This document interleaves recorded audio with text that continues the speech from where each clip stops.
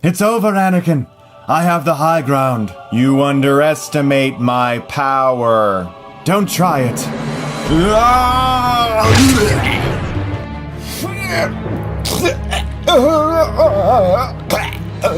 You are my brother, Anakin. I loved you. You were supposed to destroy the Sith, not join them.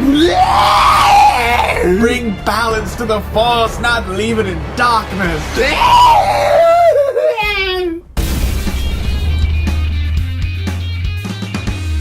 Star Wars Episode 3, Revenge of the Sith. We are back talking about the official episodes of Star Wars. Last month was the Clone Wars. I had to get that out of the way. I had to talk about the Clone Wars in between Episode 2 and 3 because chronologically that's where it takes place. Also, a little bit of a misconception on that review. I had a few questions asking me, hey, why were you only reviewing Clone Wars Volume 1 and not Volume 2? I was reviewing both of them. I just held up Volume 1. I didn't think I had to hold up every volume. In the review, I said you could watch the whole thing in 2 hours. These are both an hour each, and that's what I was referring to, the whole thing. Okay, you guys understand now. And just like with Phantom Menace and Attack of the Clones, this is going to be a spoiler-filled review of Revenge of the Sith. Let's dig into this thing. This is the watchable prequel. In 2005, I was pumped out of my mind for this movie. It was finally the one where we got to see Anakin turn into Darth Vader. It's what we signed up for ever since Phantom Menace back in '99. It was the story we wanted to see the whole time. It was also the first PG-13 Star Wars, and I knew, I was like, there's gonna be some shit in this one. Some stuff's gonna happen. Some people are gonna die, and people are gonna burn, and oh my gosh, PG-13 Star Wars. So I was so excited. I was there at the midnight release. There were people dressed up like Obi-Wan Kenobi having lightsaber battles. It was awesome. I rewatched this movie yesterday, and right from the opening scene, the CGI is already better than Episode 1 and Episode 2. And not just because it's a newer film than those films. They accomplished a lot more depth with the look of space just in the opening scene. Even today, it still looks pretty good. It looks far better than the CGI in Episode 1 and 2. I was very pleased to discover that because I haven't watched the movie in a couple years. That being said, though, it still suffers from the same issue in regards to dialogue as the first two. The dialogue is better in Episode 3, but it still does feel wooden and forced from time to time, especially in the opening few scenes. I say patience. Patience?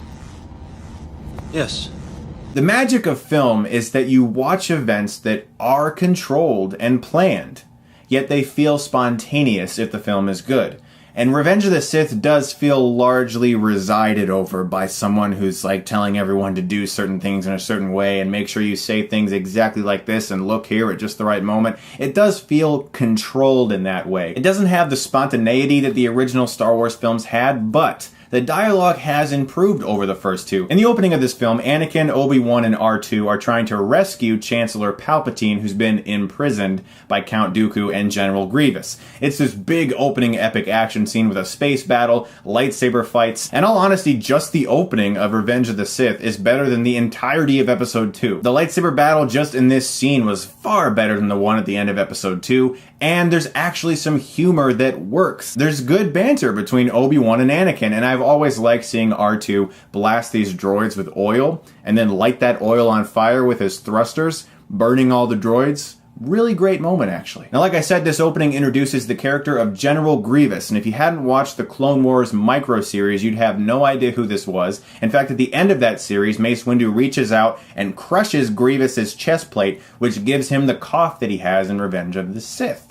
Which I like those little tidbits. And supposedly the first cut of Revenge of the Sith was like 4 hours long, and this opening action scene was over an hour just by itself. And you can kind of tell as you watch it that there are certain things that are cut out. And as I said, the opening lightsaber battle is better than the one in Episode 2, especially the moment where Anakin kills Count Dooku. And I love the way Palpatine says, "Do it!" You got a little bit of the Emperor in there, just a hint of it. And there's this great moment of silence after Anakin decapitates Dooku. First off, it was pretty violent for a Star Wars movie, and I really liked the way it was handled. The sound effect was like this strange, echoey blast of some kind, and you just got this moment like Anakin just did some shit. Early on in the movie when they're docking their ship, if you look just down the bottom right corner of the frame, you can see the Millennium Falcon. Now, I remember noticing that in theaters, and I almost shouted, "Oh my god, Millennium Falcon!" But I kept my mouth shut. It was a cool little Easter egg. And as I said, the early CG battle looked really great. The CGI still holds up fairly well, but as soon as these characters are walking around these blue rooms and Mace Windu is looking at things and Samuel L. Jackson is trying to act nothing, it looks bad. It really does. You can just tell as they walk through these backgrounds, these sets are not real. So Anakin learns that Padme is pregnant, and you can tell he's a little iffy about this information. He's not too pleased with it. And although the dialogue in Revenge of the Sith has definitely improved over the last two films, there are still some horrifically atrocious moments. You're so beautiful. It's only because I'm so in love. And ever since I saw this movie, I have always thought Natalie Portman looked different in this scene. I don't know what it is. Does she have like no makeup on? Is it like her eyebrows? Because she just doesn't look like Natalie Portman for some reason in that scene. Was it a reshoot? I don't know. Like, it's always bugged me. It just doesn't look like her to me. Is it just me? I don't know. And rewatching this movie yesterday, it was very apparent to me that this is the story Lucas has wanted to tell this whole time. Anakin's turn towards the dark side for real. Palpatine psychologically messing with Anakin, the twisting of his mind, him turning on his friends and his loved ones. This is the story Lucas has wanted to tell, and it's the story we've wanted to see. And you can really tell in the screenplay and the dialogue, because although some of it is still very wooden, there is actually a compelling story in this one. And in all honesty, it's pretty smart the way George Lucas maneuvered this story to get Anakin to want to turn. Palpatine recommending that Anakin be on the council, so Anakin's all excited about that. But the council doesn't let him be a master, so Anakin's really upset about that, and Palpatine knew that they would do that. Then the council asks Anakin to spy on Palpatine, and Palpatine also knew they'd ask him to do that. Plus, there's this whole thing about Anakin being worried about Padme dying because he's getting the same visions that he got of his mother before she died. So all these pieces are being moved in just the right way to manipulate Anakin, and Lucas did a really brilliant job with this story in that regard. It's very compelling. And every time I've watched this movie, it's such a little part. But every time Samuel L. Jackson does his little head nod to Yoda on the ship, it is so corny. I can't help but laugh every time. A prophecy that misread could have been. And one of the best scenes in the entire film, in fact, it may be the best scene in the movie, is when Palpatine and Anakin are sitting at some sort of concert or circus-like event, and Palpatine starts to tell him about the tragedy of Darth Plagueis the Wise. It's a legend of a Sith that was able to save people from death, those he loved and cared about, who was eventually killed by his apprentice in his sleep. It's ironic. He could save others from death, but not himself. Is it possible to learn this power? Not from a Jedi. It's a great scene. There is so much backstory there. Another thing I really loved about Revenge of the Sith was that we finally got to see the Wookiee planet. A Wookiee army is taking on these droids and Chewbacca's there. He doesn't really do anything though. He kind of just stands there and is like... and Yoda hops on his shoulder in one shot, and that's awesome. So Obi-Wan finally tracks down Grievous, and I like how he just jumps in and he just wants to take everyone on by himself. He's like, just, you guys are nothing. I'm gonna fight Grievous. And Grievous pulls out 4 lightsabers, and I remember my jaw dropped. I was like, oh my gosh, how can you even do anything with that? That's crazy, Obi-Wan. Come on now, man. And the first time I saw this movie, I was like, whoa, Obi-Wan just did the 2-fingered Vegeta point. Come on now, Obi-Wan. That's Vegeta's. Don't steal it. During this fight between Obi-Wan and Grievous, though, impressive though it might be, there is a horrifically bad close-up of Obi-Wan where he's just like, oh, I don't think so, and it zooms in on his eyes and it's all like off-center. I'm like, what? Where did that come from? It was really cool, and then that happened. Oh, I don't think so. Now in the next scene, Ian McDiarmid really rocks it as he finally admits to Anakin that he knows the ways of the dark side. Are you going to kill me now? I would certainly like to. I know you would. I can feel your anger It gives you focus. Basically, all the scenes with Palpatine enticing Anakin to go to the dark side are actually really good. I was very pleased rewatching this movie. And I love how Obi-Wan kills Grievous with a blaster and just throws on the ground and he's like, so uncivilized. And I've always thought the silence of Anakin and Padme staring at each other across the city was very powerful. Although it does look like one shot in this scene was reversed. This one in particular.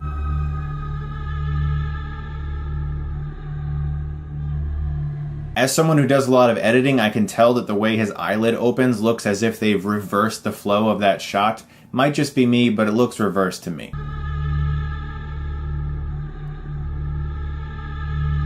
So once Anakin tells Mace Windu that he believes that Palpatine is the Sith Lord they've been looking for, Mace Windu confronts Palpatine and a lightsaber battle ensues.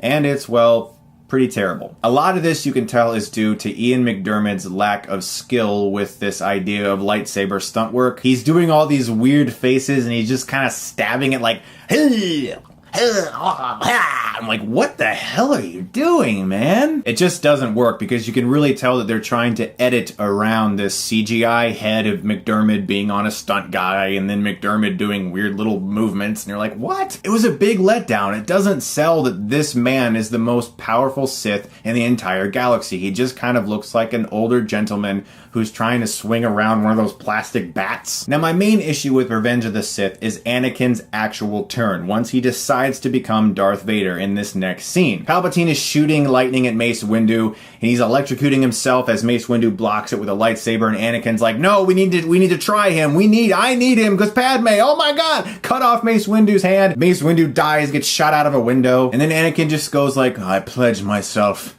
to your teachings. I understand the motivation. I understand messing with him psychologically. It just felt a little abrupt. And Palpatine's all deformed now all of a sudden. He doesn't really seem that shocked about it. I mean, if I were him, I'd be like, holy crap, my face is fucked. But we, as an audience, are expecting Palpatine to eventually look like this. So it wasn't surprising for us to see that. But him as a character, as a person, probably should have had a moment of shock when he realized that his entire face is now like some monster. The next sequence in which Order 66 is carried out and the clone troopers turn on the Jedi and all of the other good guys is extremely effective. I love this shot where it pans down to the troopers' boots and they just stop following the Jedi. It's a great moment. It's really sad. John Williams' music, you see all these people dying, and I love how they took their voices screaming and they echoed them, you know, like it was some sort of fantasy, almost like it's not actually happening, but it is happening. Master Skywalker, there are too many of them. What are we going to do? Yeah, Anakin kills some children. He kills all the younglings. I mean, that's some dark stuff right there. I mean, yeah, it's a little cutesy. The way the kid came out and was like, what are we gonna do, Master Skywalker? What are we gonna... I cut off my head! Also, I noticed something here in Revenge of the Sith. This is the first time in the entire prequel saga that Yoda shows any emotion at all when he says, goodbye, Chewbacca. Miss you, I will. And then finally, we hear Yoda's theme from John Williams. Finally, the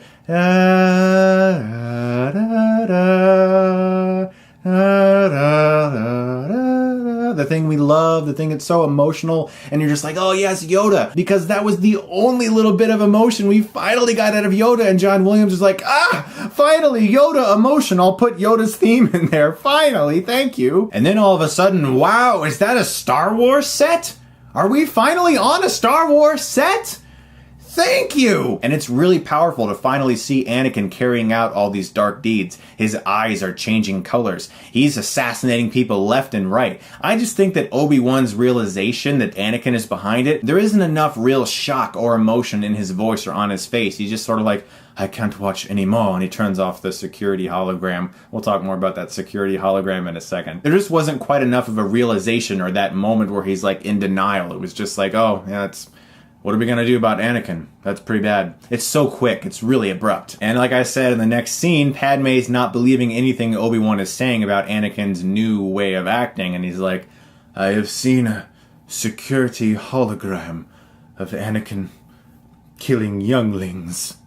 It's That's some Lucas dialogue right there. Watching these prequels again and knowing about the changes they've made to the originals, Lucas has always had a tough time conveying emotion through his characters without just having them say what they feel. He loves when people scream, "No!" or when Padme goes next, "Anakin, you're breaking my heart!" He has this thing where he's like, I need people to say what they're feeling.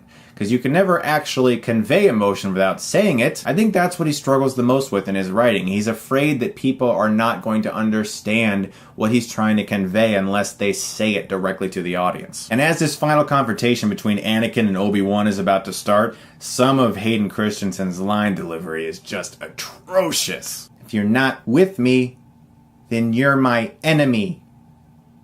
You will not take her from me! So we get to the big finale where Anakin and Obi-Wan are finally dueling on Mustafar, the lava planet, and Yoda and the Emperor are also dueling, and it's pretty cool, although incredibly choreographed to the point of absurdity. You just don't get the sense that two people are actually fighting in regards to Anakin and Obi-Wan. It looks like they're dancing. That intensity that was in Empire Strikes Back is not there because you can just tell they're executing all of their moves perfectly as they were told to through their choreography, and it goes on and it goes on and on and on. There just isn't enough dialogue in between these lightsaber battles. There isn't enough suspense in between all of the fencing. It's just a lot of crazy flipping and moves. But right before Yoda battles the Emperor, I've always loved how he just walks in the room and he's like, and just swipes these two guards against the wall and knocks them out instantly, like nothing. And the fight between Anakin and Obi-Wan just goes on and on to the point of absurdity where they're now floating on these lava droids and Anakin looks like he's part of a player select screen in a video game. Choose your player,